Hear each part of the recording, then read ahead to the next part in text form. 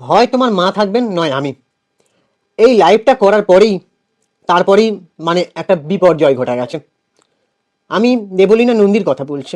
আপনারা ইতিমধ্যেই জেনে গিয়েছেন যে দেবলীনা নন্দী বলে একজন সঙ্গীত শিল্পী, যতদূর জানা যায় সে এমন একটা নিজের জীবনকে ঝুঁকিতে ফেলেছে, এমন একটা অ্যাটেম্প্ট নিতে গেছে, ঠিক আছে, যার জন্য তার জীবন বড় ঝুঁকিতে পড়েছে। অবশ্য হসপিটালে তাকে বাঁচানোও সম্ভব হয়েছে এবং সে জানিয়েছে নাকি, সে নাকি বলছিল যে এরকম অর্ধেক কাজ আমি করতে চাইনি, আমায় কেন এরকম ফেরানো হলো। ঠিক আছে, তো আজকে সবটা খোলসা করছি আমাদের চ্যানেলে, এবং এর কিছু ভালো কথাও আমি বলতে চাই এই ঘটনাটা প্রসঙ্গে। তোমরা চ্যানেলটাকে প্লিজ সাবস্ক্রাইব করে দাও, ভিডিওটাতে একটা লাইক দাও। একটা লাইক কিন্তু ভিডিও বানানোর উৎসাহ বাড়ায়। সো প্লিজ ঝটপট সাবস্ক্রাইব করে একটা লাইক করে দাও, আমাদেরকে সাপোর্ট করো। এত কাউকে সাপোর্ট করো আর আমাদেরকে একটু জাস্ট সাপোর্ট করো প্লিজ।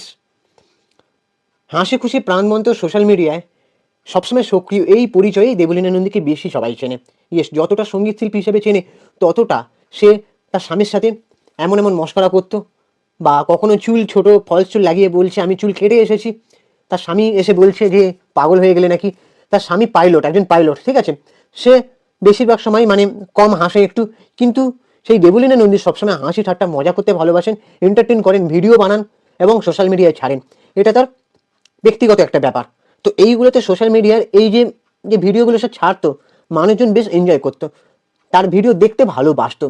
সে কি এমন হলো যে এমন একটা কাজ করতে মানে তাকে বাধ্য করা হলো।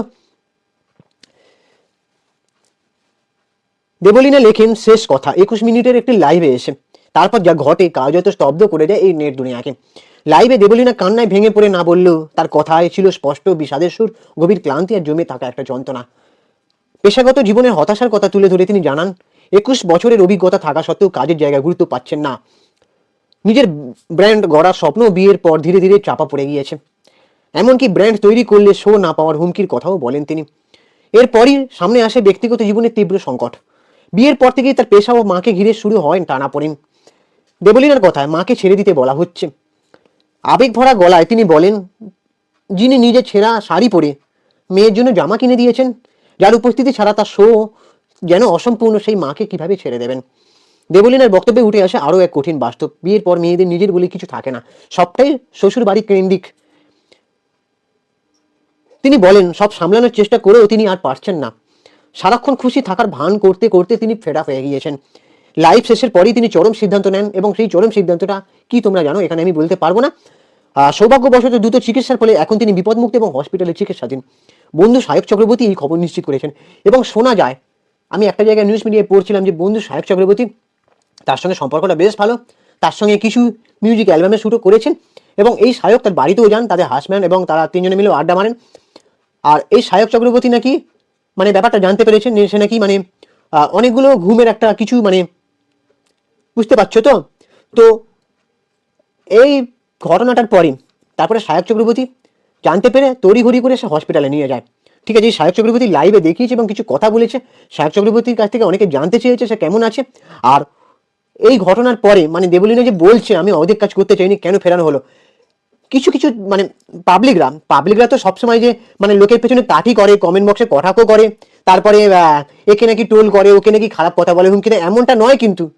সব এমন এমন পাবলিকরাই আবার বলে যে এমন কাজ তোমরা করো না, মানে শরীর থেকে সমস্ত বিষাদ ঝেড়ে ফেলে তোমরা আবার কাজে মন দাও, পারবে, আমরা পাশে আছি। এই কথাগুলো কিন্তু পাবলিকরা বলে। সবসময় যে পাবলিকরা ধেয়ে আসে তা কিন্তু নয়, ঠিক আছে। এখানে তেমন দেবলীনা নন্দীর বেলায় দেখা গেছে কিছু মানে পাবলিকরা কমেন্ট করেছে যে এমন সিদ্ধান্ত যেন না নেয়, আর সে যেন জীবনে ফিরে ভালো কাজ করার চেষ্টা করে, এমনটা আমরা পছন্দ করি না, ঠিক আছে। এই যে পাবলিকদের মানে এত বড় একটা পাবলিক, বিরাট একটা পাবলিক বেশ, তারা সাপোর্ট করছে, এরকম কতজন করে, মানে কজনের ভাগ্যে জোটে। আমরা তো একটা সাধারণ মানে খুব বড়সড় ক্রিয়েটার নয়, ঠিক আছে, আমরা সেই জায়গায় যেতে পারিনি। তোমরা সেই জায়গায় গেছো, তোমাদেরকে মানুষ দেখে, তোমরা যদি এরকম কাজ করো তোমাদের দেখে মানুষ কি শিখবে। তোমরা তো আর মানুষকে বলবে যে যতই হতাশা থাক, কষ্ট থাক, বিষাদ থাক, সেগুলোকে কাটিয়ে উঠতে হবে, দরকার হয় তোমরা আলাদা কিছু একটা ব্যবস্থা নাও, কিন্তু এইভাবে কোনো কিছু সমস্যা তো হয় না, বরং সমস্যা বাড়ে, ঠিক আছে। আর তাতে এক শ্রেণীর মানুষ ফায়দা লোটে, এটাই হচ্ছে আসল কথা। আমাদের জীবনে, আমার জীবনের কষ্ট যা আছে না শুনলে মানে তোমরা মানে মাথায় বাজ পড়বে যে এরকম কি করে হয়। কিন্তু আমি কি ভেঙে পড়েছি, শেষ হয়ে গেছি? না, এখনো আশায় আছি কবে ঘুরে দাঁড়াবো, ভালো কাজ করব, ভগবান নিশ্চয় উপরে আছেন, সবটা দেখছেন। সৎ থাকো, নিজের কাজ করে যাও, ভগবান সবটা দেখে নেবেন। এটাই হচ্ছে আসল কথা। সো এবারে 2024 সালে পাইলট প্রবাহ নন্দীর সঙ্গে তার বিয়ে হয়, ঠিক আছে। 1 বছরের মধ্যেই সেই পারফেক্ট লাইফের আড়ালে লুকিয়ে থাকা ভাঙনের ছবি কি তবে সামনে এলো? ঠিক কি কারণে এই চরম পরিস্থিতি তৈরি হলো তার তদন্ত চলছে নাকি। তবে দেবলীনার ঘটনা আবারও মনে করিয়ে দিল হাসির আড়ালে অনেক সময় কত গভীর ক্ষত লুকিয়ে থাকে। আর একটা জায়গায় দেখছিলাম যে মা নাকি বলছিল, দেবলীনার মা, যে মেয়ে যেটা চাইবে সেটাই হবে। অসুস্থ দেবলীনার মা এটাই জানিয়েছেন।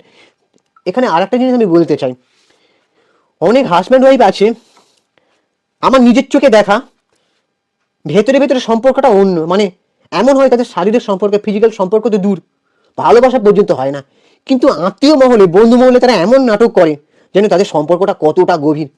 আমার নিজের আত্মীয় স্বজন বন্ধু পরিসরে এগুলো জিনিসগুলো দেখা, ঠিক আছে। মানে পরে বোঝা যায় তারা একটা নাটক করছিল সবার সামনে, অভিনয়। মানে মানুষও যে সম্পর্ক, মানে সম্পর্ক নিয়ে এরকম অভিনয় করতে পারে বাস্তবে, সেটা অনেক অভিনেতা অভিনেত্রীকে হার মানাবে। এরকম করাটা কি খুব দরকার? তাহলে তোমরা সেই সম্পর্কটাকে বেছে নিয়েছোই বা কেন? কেন তোমরা বিয়ের সময় বলোনি যে আমি এরকম পছন্দ নয়, অমুক পছন্দ নয়, তমুক পছন্দ করবো? কেন তোমরা করেছিলে? কেন তোমরা প্রেম করেছিলে বা সম্বন্ধ করে হলেও তোমরা কেন চয়েস করোনি? কেন বাবা মার সিদ্ধান্তকে মেনে নিয়েছো? যদি মেনেই নিতে হয় তাহলে কেন থাকতে পারছো না? হ্যাঁ, এক্ষেত্রে আমি আর একটা দিক থেকে অমত না হয়ে পাচ্ছি, মানে মত না দিয়ে পাচ্ছি না, যে হ্যাঁ অনেক স্বামী মানে খুব খারাপ একটা রিলেশনে থাকাকালীনও অনেকগুলো সম্পর্ক অ্যাফেয়ার করে বেড়াচ্ছে, তারপরে সময় দেয় না, গুরুত্ব দেয় না, বোঝে না, তার স্ত্রীর সঙ্গে খারাপ কাজ করে। সেটাকে তো কখনোই সমীচীন বলে মনে করি না, তাই না? অনেক সময় এই জিনিসগুলো কিছু মহিলারা চেপে রাখে, সেও আবার ভেতরে ভেতরে ভালো সাজার নাটক করে, স্বামীকে মানে উপরে তুলে রাখার চেষ্টা করে। সেটাও করা উচিত নয়, প্রতিবাদ করো। আবার এই সময় কিছু মেয়ের বাবা মাকে দেখা যায়, বাবা মার কাছে গিয়ে যদি সত্য ঘটনা বলে, বাবা মা বলে মানিয়ে নি, মানিয়ে নি, মানিয়ে নি, শুনতে শুনতে একটা জায়গায় সহ্যের সীমা পার হয়ে যায়, ঠিক আছে। ছোটখাটো ব্যাপারে মানিয়ে নি, ঠিক আছে, কিন্তু এক একটা জায়গায় অ্যাফেয়ার চলছে। আমার এরকম একটা ফ্রেন্ড আছে, ঠিক আছে, আমি শুনেছি তার সাথে নাকি অন্য কারোর অ্যাফেয়ার, তার বাচ্চা আছে।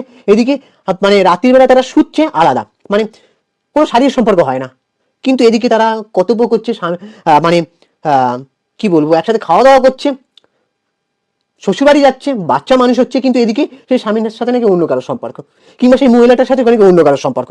এরকমই শুধু একটা ছেলেকে দেখেছি তা নয়। আর মেয়েদের তো কিছু কিছু ক্ষেত্রে মানে কি হয়েছে, বিয়ে করবো, খোরপোশ আদায় করবো, মানে এই জিনিসগুলোকে একটা ছেলে খেলার বিষয় হয়ে দাঁড়িয়েছে আজকাল। কটা কটা মানুষ সিরিয়াস সম্পর্কে আছে আমার জানা নেই, খুব কম, ঠিক আছে। এরকম করার কোনো দরকার নেই। আর যারা যারা ভাবে যে খোরপোশ আদায় করবো, ওই করবো, তমুক করবো, তাকে ঝোলাবো, মেয়েদের দিকে কিছু আইন আছে বলে সেটা অপব্যবহার করবো, কিছুতেই তারা জয়ী হতে পারে না, আমি নিজের চোখে দেখা, ঠিক আছে। এরকম হওয়াটা উচিত না, ঠিক আছে। ভগবান এখন আজকে মেয়েরাও সমান গুরুত্ব দেখে পাচ্ছে। তুমি কাজ করো, তোমার যদি সেই স্বামীকে ভালো না লাগে তুমি চলে যাও, নিজের একটা আস্তানা তৈরি করো। এখন তো মেয়েদেরও সম্পত্তিতে অধিকার আছে, একটা থাকা ঠাঁই করতে পারবে না, নিজের কাজ করো। কর্পোরেট সেক্টরে অনেক জব আছে, জব করে কিন্তু স্বামী থেকে খোরপোশ নেবো, একদিকে তাকে ছেড়েও দেবো, আবার অন্যদিকে একটা অ্যাফেয়ার রাখবো, এমনটা না, ছেড়ে দেবো তাই, বউয়ের সঙ্গে থাকবো, এদিকে অন্য কারোর সাথে অ্যাফেয়ার, আর এদিকে লোক দেখানোর সম্পর্ক, এই আমি বউয়ের সঙ্গে আছি, বিয়ে বাড়ি যাচ্ছি, অমুক জায়গায় যাচ্ছি, শ্বশুর বাড়ি, সবকিছু মেনটেন করছে, একটা ফর্মালিটি মেনটেন করছে, তাই না? আমি ভাই বুঝি না এই নাটকগুলো ভেতরে ভেতরে করার কি দরকার আছে? কতদিন এই নাটক চলবে, কতদিন? একদিন তো সেই নাটকের সমাপ্তি হবে, একদিন তো মানুষ জানতে পারবে, তাই না? তাই এই নাটক চিরতরে বন্ধ হওয়া উচিত। আগে একটা ডিসিশন নাও। মানে অনেক সময় মেয়ের বাবা মার আমি দেখেছি, কিছু হলো না, মানে মেয়েকে বাপের বাড়ি ডেকে না উল্টো পাল্টা তার স্বামীর নামে ব্লেম দিয়ে দেয়। আগে জানো ঘটনাটা কি হয়েছে না হয়েছে, দুজনকে জিজ্ঞেস করো, দুজনকেই। তুই ওর সাথে থাকতে চাস না, মিউচুয়াল ডিভোর্স, যাতে থাকতে হবে না। কিন্তু ওকে ফাঁসাবো, একে ফাঁসাবো, অন্যরকম মতলব ফোন দিয়ে আটা, এই জিনিসগুলো তোমরা বন্ধ করো, ঠিক আছে। এই আমার সোশ্যাল একটা মেসেজ রইলো আমার তরফ থেকে, ছোট মুখে অনেক বড় কথা, জানি না কতজন শুনবে, ঠিক আছে। এই জিনিসগুলো বন্ধ করো। এই দেবলীনা নন্দীর মতন এরকম ঘটনা যাতে না হয়। আর দেবলীনা নন্দীকেও আমি বলবো, এমন ঘটনা তোমার না করলেই নয়, ঠিক আছে। তোমরা তো অনেকটা ভালো পদে রয়েছে, অনেকটা ভালো জায়গায় রয়েছে, আমাদের মতন জায়গা থাকলে তোমরা কি করতে? হ্যাঁ, মা বাবার ভালোবাসা জোটে না, মা বাবার মানে কর্তব্য করেও ভালো ছেলে হয়ে উঠতে পারছে না, অনেক লড়াই কষ্ট সাধন করে একটা থাকার জায়গা ঠাঁই করতে হয়। আর আমাদেরও মানে অনেক সময় কাজ থাকে না, কাজ জোটানোর জন্য পাগল হয়ে যেতে হয়, কোনো রকমে কত কষ্ট করে সংসার চালাতে হয় সেসব। তাহলে আমরা যদি পারি, আমার কথা ছাড়ো, আরও অনেক মানুষরা আমার থেকেও কত খারাপ আছে, তারা যদি পারছে কষ্ট করে লড়াই করে, তাহলে তুমি কেন পারবে না? জীবন যুদ্ধে হার মানার লড়াই কখনো মানে লড়ে যাও, একদিন না একদিন জয় হবে। সো আমার চ্যানেলটাকে সাবস্ক্রাইব করে দাও, আর বেশি কথা বাড়াতে চাই না, হাত জোর করে রিকোয়েস্ট করছি ভিডিওটাতে একটা লাইক দাও। আমি ইনস্টাগ্রামে রয়েছি চিঙ্কি বাবু 253, অনেক অনেকে ফলো করে দাও। টাটা, দেখা হচ্ছে পরে ভিডিওতে।